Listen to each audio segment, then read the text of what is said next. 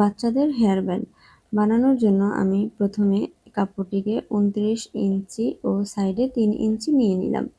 তারপরে এটিকে সেলাই করে রাবার দিয়ে 2 মুখ এক করে আবার সেলাই করে নিয়েছি।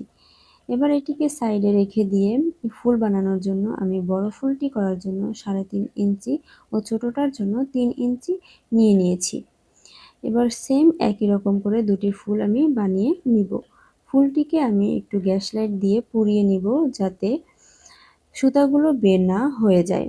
এবার একটি বেনি করে বেনিটিকে বৃত্ত করে আমি ফুলের সাথে সেলাই করে দিব। তাহলে আর পুঁথি লাগবে না, একটু দেখতেও ইউনিক হবে।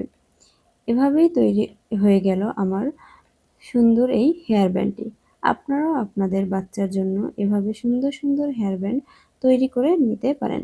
আরও নতুন ডিজাইনের হেয়ার ব্যান্ড দেখতে আমাদের